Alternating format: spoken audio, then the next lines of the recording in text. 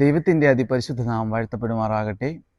എഫേസ്യർക്ക് എഴുതിയ ലേഖനം 4-ാം അധ്യായം അതിൻ്റെ 30-ാം വചനത്തിൽ ഇങ്ങനെ പറയുന്നു: ദൈവത്തിൻ്റെ പരിശുദ്ധാത്മാവിനെ ദുഃഖിപ്പിക്കരുത്, അവനാലല്ലോ നിങ്ങൾക്ക് വീണ്ടെടുപ്പ് നാളിനായി മുദ്രയിട്ടിരിക്കുന്നത്. ഈ വചനത്തിൻ്റെ ആദ്യ ഭാഗത്തിൽ പറയുന്നത് പോലെ പരിശുദ്ധാത്മാവിനെ ദുഃഖിപ്പിക്കരുത്.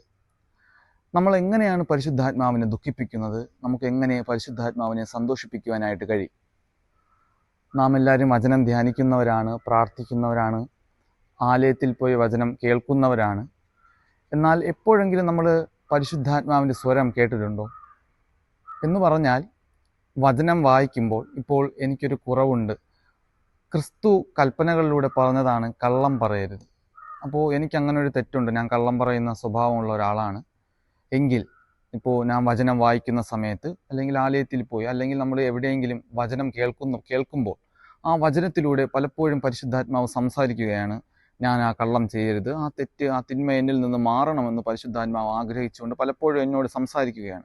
പക്ഷേ ഞാൻ പരിശുദ്ധാത്മാവിൻ്റെ ശബ്ദം കേട്ടിട്ടും പരിശുദ്ധാത്മാവിൻ്റെ ആ ശബ്ദത്തിനെ അനുസരിക്കാതെ അതിനെ തള്ളിക്കളഞ്ഞാൽ പരിശുദ്ധാത്മാവ് എന്നെ ഓർത്ത് ദുഃഖിക്കും. അതുപോലെ തന്നെ ലളിതമായിട്ട് പറഞ്ഞു കഴിഞ്ഞാൽ, വചനത്തിന് വിരുദ്ധമായി നമ്മുടെ പ്രവൃത്തികൾ എപ്പോഴെല്ലാം മാറുന്നോ അപ്പോഴെല്ലാം പരിശുദ്ധാത്മാവ് നമ്മളെ ഓർത്ത് ദുഃഖിക്കുന്ന ഒരവസ്ഥയാണ്. അപ്പോൾ പരിശുദ്ധാത്മാവിനെ എങ്ങനെ സന്തോഷിപ്പിക്കുവാൻ കഴിയുമെന്ന് പറഞ്ഞാൽ, വചനം അനുസരിച്ചാൽ നമുക്ക് എളുപ്പത്തിൽ പരിശുദ്ധാത്മാവിനെ സന്തോഷിപ്പിക്കുവാനായിട്ട് കഴിയും. ഈ അന്ത്യകാലത്ത് അശുദ്ധി നിറയുന്ന ഈ ലോകത്ത് വിശുദ്ധിയോടെ ജീവിക്കുവാനും പ്രാർത്ഥിക്കുവാനും ദൈവം ആഗ്രഹിക്കുന്നത് പോലെ നമുക്ക് ജീവിക്കുവാനും കഴിയണമെങ്കിൽ പരിശുദ്ധാത്മാവിൻ്റെ കൂട്ടായ്മ നമുക്ക് ഉണ്ടായേ മതിയാവുകയുള്ളൂ.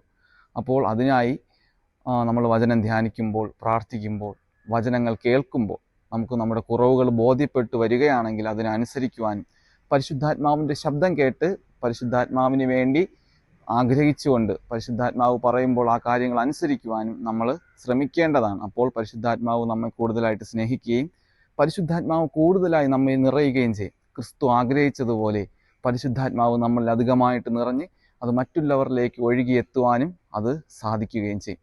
അപ്പോൾ ഈ അന്ത്യകാലത്ത് വിശുദ്ധിയോടെ ജീവിക്കുവാൻ, ക്രിസ്തു ആഗ്രഹിച്ചതുപോലെ ജീവിക്കുവാൻ പരിശുദ്ധാത്മാവ് നമ്മളോട് കൂടെ ഉണ്ടായിരിക്കട്ടെ.